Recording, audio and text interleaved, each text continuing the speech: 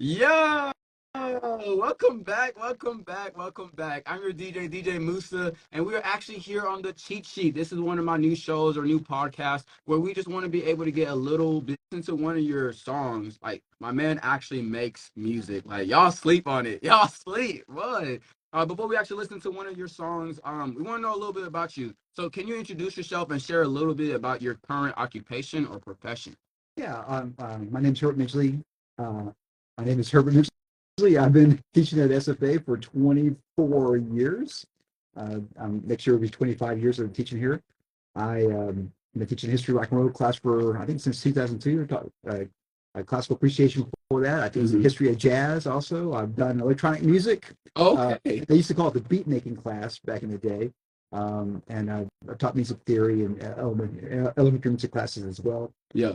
Some other parts about me, I make films Hmm. also. And just today, like literally before I came over here, Yeah. the film I made 10 years ago, The Rise of the Robots, is available free on Tubi. If Seriously. you type in robots, or the name of the film is called The Rise of the Robots. So if you type in robots visually, Yes. you can go on Tubi right now and watch it for free. My man is multi-talented. So you love music. I mean, you teach the history of it. What kind of got you actually before we even get to that, where is your hometown? What is your upbringing? How did you get into all of the music, the talents? I was born down the road down in Lufkin, Texas. My dad was in the Air Force, so I never lived in East Texas. Mm-hmm. Uh, until basically I came back to SFA. I came to SFA. Yes. But I'm East Texas. But I lived all over the world, and the last place before this was in California, Yeah. and that's where I learned how to do the electronic music, MIDI stuff, and that was still relatively new. What MIDI is music instrument digital interface, Yeah. and it's the idea of being able to connect keyboards, piano keyboards, to computers and be able to make music. Now, back in the old days, you made your own loops. There was no Correct. loops. Correct. And GarageBand, you can pick loops out, and it's so much easier to be able to sample and all that. But I was around when the beginnings of music technology and electronic music, at least with the MIDI side of it. So I got into recording. I write songs. I got my undergraduate degree in theory and composition Mm-hmm. to learn how to write symphonies and string quartets and that kind of stuff. Got a master's in the same thing. Then I got interested in teaching when I taught here, Yeah. and I got teaching credential. I taught public school for a while, and then they asked me to come teach electronic music classes, Yeah. and then eventually the history of rock and roll, and the rest is history. Let's do it. So, how did the upbringing of being able to be in the Air Force, moving around, going to Cali, like all this other experience that you got, influence who you are today? Uh, my dad was really into music, so was my mom. So they fostered it. And one thing I think I really look back and reflect, my parents were so welcoming for me to study whatever I wanted to study. That's beautiful. So it was like I wanted to study music. There was no Are they musically gifted?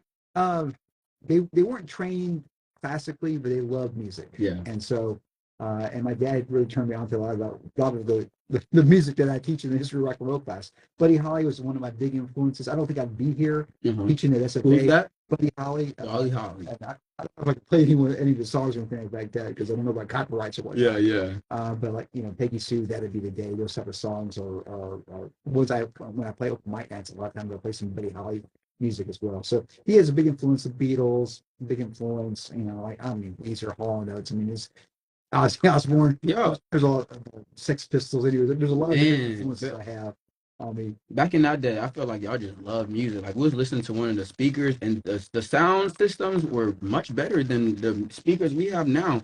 But before we get into your one of your first songs, the last question I do have for you is, what is your primary passion, interest, like both professionally and like personally? Like, do they mix? Yeah, I mean, I'll be honest. If you give me $1 million, Mm-hmm. I wouldn't quit teaching. You wouldn't. I wouldn't. You give me $1 million, I couldn't stop playing guitar or piano or Mm-hmm. singing. I probably should for singing, but Yeah. I just love what I do. And money's not the important part of it. I have a passion to go out and teach, and I love making films. I Yeah. love being able to create music. And so, really, my acting and filmmaking and music and teaching, all and writing, all of my creative endeavors come together and help out. Some of my acting helps out my music. Some Yeah. of my music helps out my films, and so forth. So they cross pollinate. Yeah. So really, in a lot of ways, I just consider myself a creative person.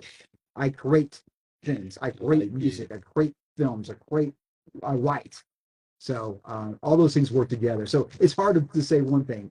Am I a musician? Yes. Am I a filmmaker? Yes. Am I an actor? Yes. Am I a writer? Yes. Am I a teacher? Yes. Yeah. So you telling me right now if a record label called you and say, man, we heard that Swear to Girl song. We want to sign you. We want you in LA right now. You would not stop teaching and go do that? I mean, for my teaching schedule, Yeah. I'll be happy to do it.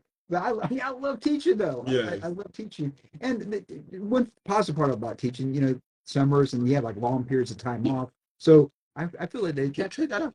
could work with my schedule Yeah. also. Yeah. He said, work with me. Don't work against me. Fly me out on the weekends. I can fly back on Monday, be ready to go. Yes, sir. All right. So let's go ahead and listen to one of my personal.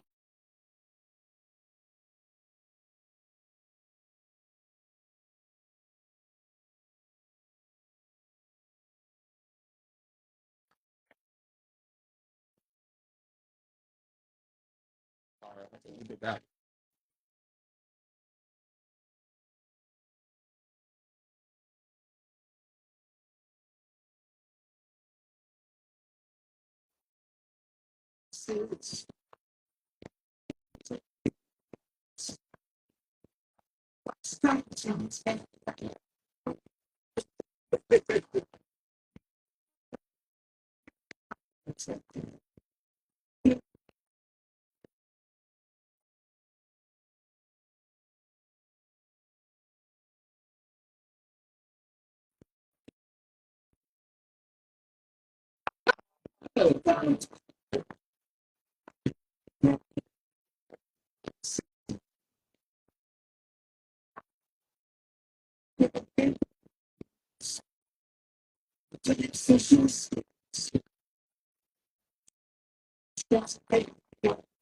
Okay.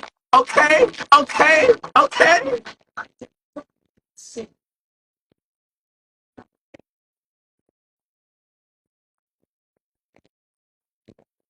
Um. Um. Um. Um.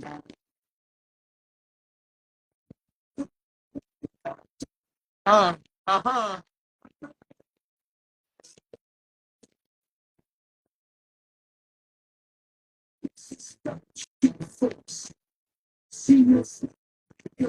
I'm gonna turn it down. You gonna jump in, okay? Come on, get ready. Here we go. 3, 2, 1. I get a job. Uh-huh. And I pay more than yours. Yeah. So just be you what I am a nerd. I'm proud to be a nerd. Uh-huh. Uh-huh. Don't make me call it dweeb. I'm proud to be a nerd. Yes, indeed. I'm proud to be a nerd. Come on. Yeah. So I speak plain and ease. When the computer was broken, Uh-huh. call Yeah. Uh-huh. comply. Man, when was this song created? What made you feel so proud to say I am a nerd and record it? That's going back to 2004. 2004. And yeah, I was hanging around with a lot of my friends who were gaming. And do you even know what a LAN party is? You're probably too young to know what a LAN party is. I know what a LAN cable is. Yeah. That's the best. Internet. Good internet. We used to get computers together and cook them up in a LAN. Yeah. And with Ethernet LAN, and we played like Counter Strike and that type of thing together. So you actually had to bring a bunch of cables out, and it was called a LAN party. Anyway, so we all got together and played games and what like that. And I was like, I'm sit down with a guitar and it's coming up, proud to be in there, and so this came out pretty quickly. That song there actually got me on. They flew me out to San Francisco to be on a TV show on a network that was called Tech TV. Yeah. Before Tech TV, and it was a show called Unscrewed. And you can find it somewhere on YouTube or TikTok or something like that. The interview of that. But we got to go find that. I promise you, I'm gonna find it. Just give me a second. And so anyway, so that was really cool. That was one of my biggest hits at the time. Yes. Yes. So Okay. Love that song. Okay. So I want to know a little bit more about your career. What overarching goal or aspiration do you have for like your professional journey? Like, I've achieved a lot of that. One of the dreams was when I was a composer, when I was studying to become a composer, was to write film music. And I realized, if I went to film school, I learned how to make films. I will at least compose my own films, but I met other people that wanted to make films. So I started composing. I composed a lot of soundtracks Yeah. because I met other filmmakers, and so that's great. I've got to go to LA and do background work as extras, and be on TV, be on TV shows and movies and one like that. So that was fun. Probably one of my goals is to actually have a talking part on a Okay. TV show Yeah. or a film in Hollywood. I've been in a lot of student films, so I mean, I'm not saying that's easy to do. But I've been in a lot of student films. Trust me. But I like to have something that's actually a legitimate Hollywood TV show or film. Y'all heard him. And I have 5 lines. Y'all heard him. He just asked for 5 lines. 5 lines. So how do you actually approach networking and building like meaningful professional relationships? You know, a part of it is being enthusiastic. Love what you're doing. Like when I saw y'all yesterday, I said, "Hey, Yeah. go check out my stuff." Yeah. And listen, almost 24 hours later, I'm here on the radio show. So let me fill y'all in, right? I'm sitting at EC, right? That's our East Eatery. And usually I do a podcast there all the time.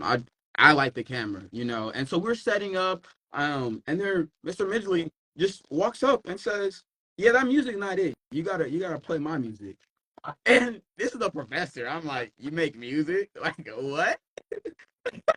And actually, the song he made, the song we listened to is "Sweater Girl." He will be performing that live, so stay tuned for that. But bro, once I heard it, it was up. But personally, my favorite one is gonna be a lot. Is it called "A Lot of Herberts"? No, "Too Many Herberts." Too Many Herberts. Stay tuned for that one. That's about to be played. Were you about to say something? That one actually, I don't think I've ever performed that one live because I don't even because I wrote that only for a music video. Yes, yes. So I think it's in C. But You hear it. It's gonna be right into you. But my last question before we actually hear Too Many Herberts is: in every career, challenges arise, right? Can you share a specific adversity you faced, and how you overcome it or navigated through it? Editing The Rise of the Robots, I've done short films, and they take a lot of time.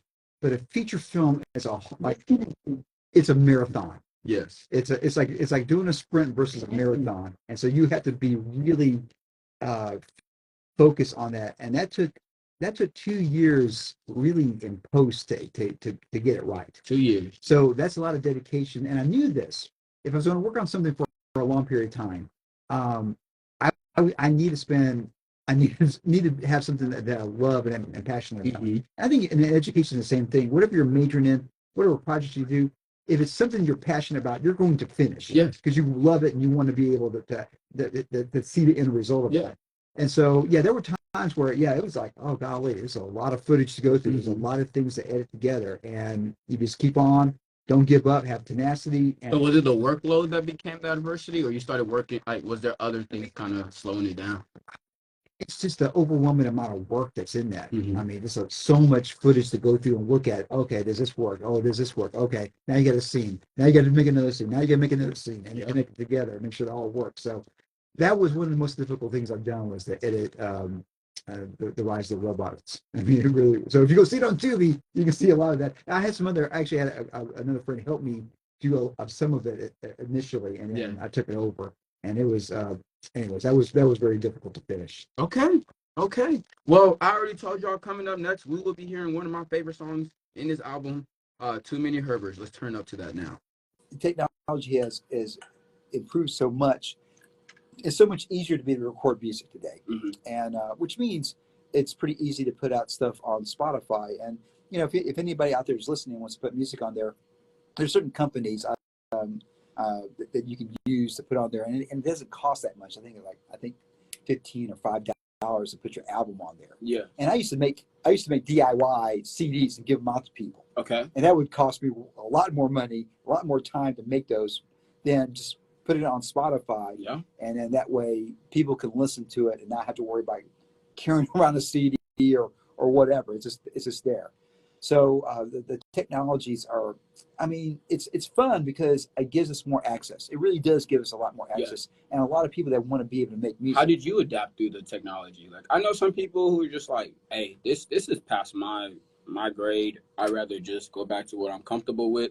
But you're embracing it. Well, I am the person that wrote "I am a nerd," so I am.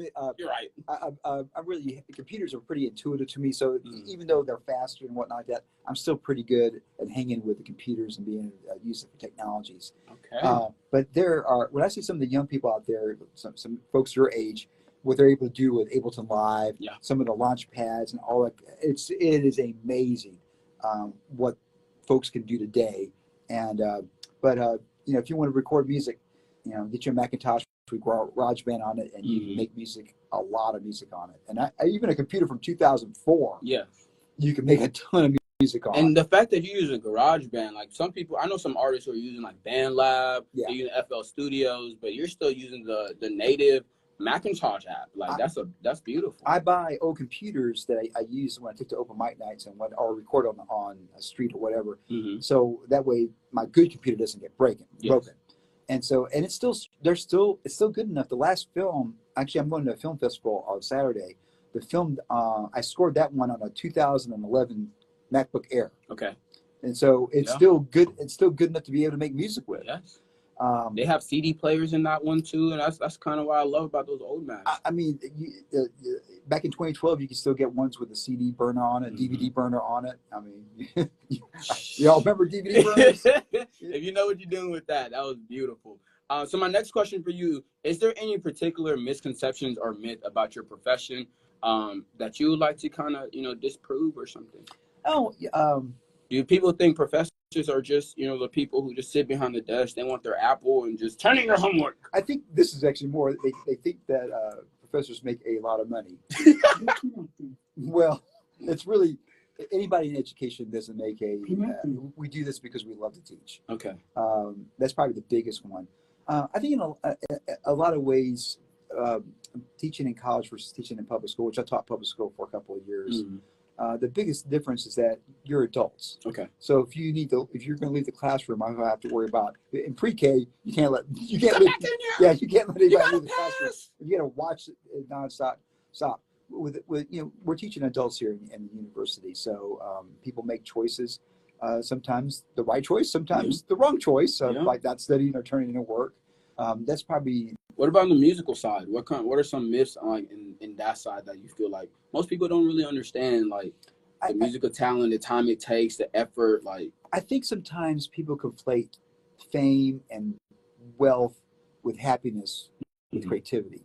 I remember one person told me this. They worked as a waiter somewhere, and they said, as long as I can pay my rent and I can play my guitar, I'm rich. That's it. And so, like, a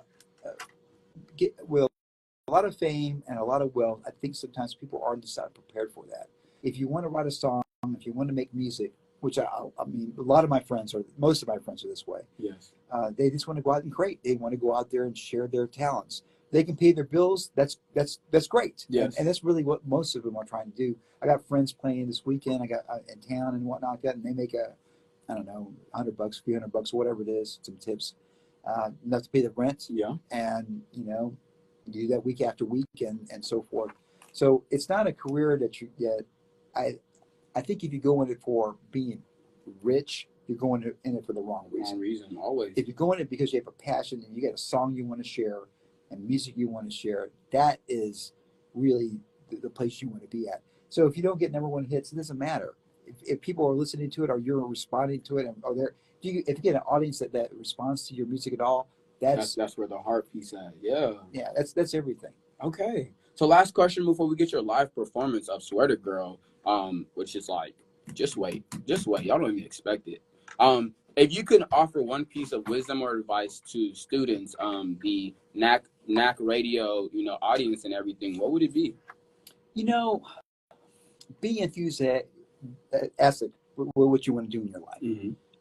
When you're excited about what you want to do, it becomes so much easier, and have a passion for things. And I think another thing as well is, like, you don't know where you're going to be at 5 years from now, 10 years from now. You just don't know. So be open and be willing to move and groove with that. If I lived in Austin, it would be a different scene than Nacogdoches. But you know what? We have a strong music scene here in Nacogdoches. We really do. We got a lot of places to play live music. We have certain events that happen. We've got Emo Nac that happens. Yeah. I don't know if you know some of the. Yeah, I heard about Emo Nac. There's so many cool events that are around here. So yeah, just stay open to the possibilities of what's going on. How do you get a student to engage? Like, how do you get people to actually say, you know what, I'm gonna try it. I'm gonna go out of my comfort zone and make a song and, you know, make a film and things like that. I think in a lot of ways, if you are genuine as a teacher, students understand that and it can respond to that. And a lot of times it takes a relationship of you being authentic and being real, and to allow a person to say, oh, you know what, I can take a chance. I'm going to try this. I'm going to make this happen and see what comes from this. Okay. So, well, my man, take your time, get set. I'm ready to get this live performance of Sweater Girl. Let's do it. Let me know it's too loud. I might be rocking out too much. Nah, rock out.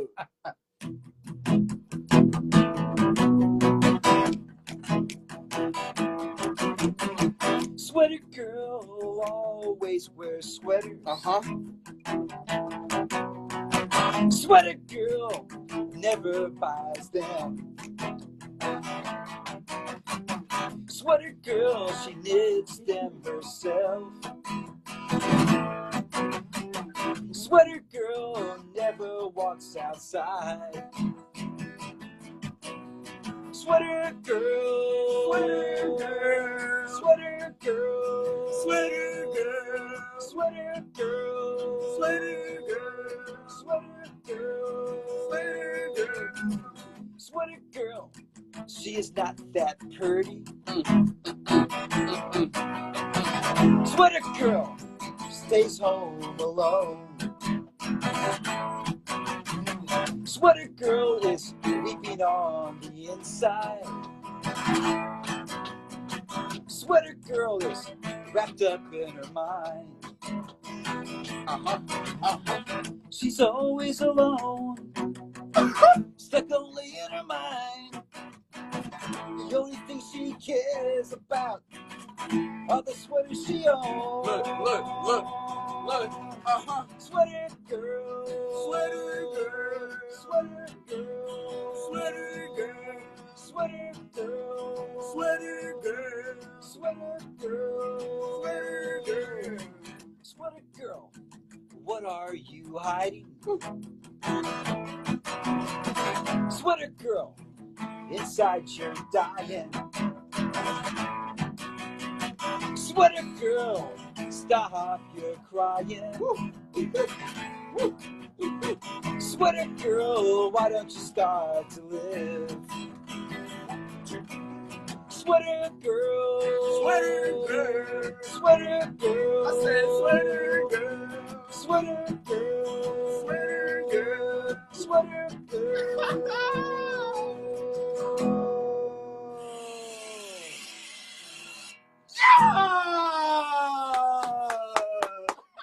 Well, thank you so much. It's always fun to play that. That's okay. So where did that come from? Who's this Sweater Girl?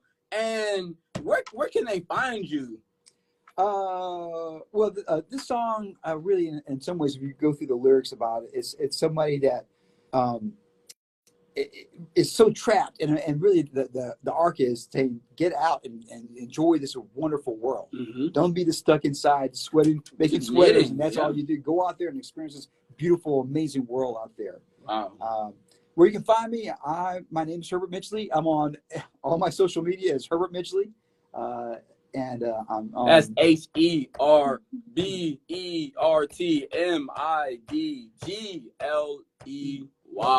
So I'm on Instagram, Facebook, Twitter, X, whatever they call it now.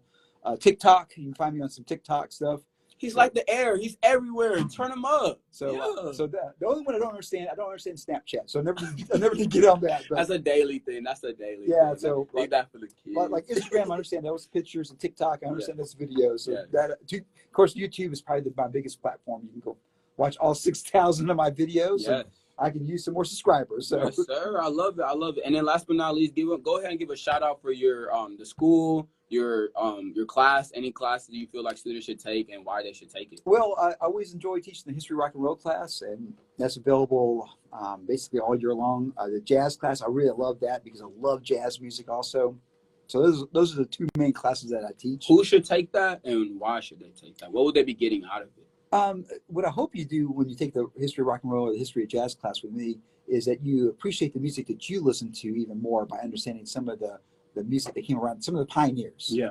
And so you understand some part. We'll go over some parts of like rhythm and melodies and some of the elements of music.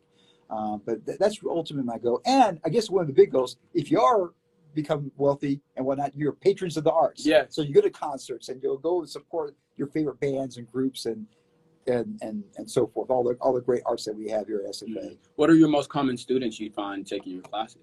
I have a lot of freshmen. Okay. And I also have a lot of folks that talk to their parents and even their grandparents about the history of rock and roll class. Oh, so once they're there, they're able to connect with that older group. I love it. I love it. Well, Mr. Midgley, I really appreciate you for taking the chance and doing this interview and actually giving us a live performance. Hey, y'all, go tune his music. Please go tune his music. Y'all listen to KSAU, the Axe Radio. I appreciate y'all for tuning into the Cheat Sheet. I'm your DJ Musa, and let's turn right back up to the music. Axe some jacks, everybody. Yo.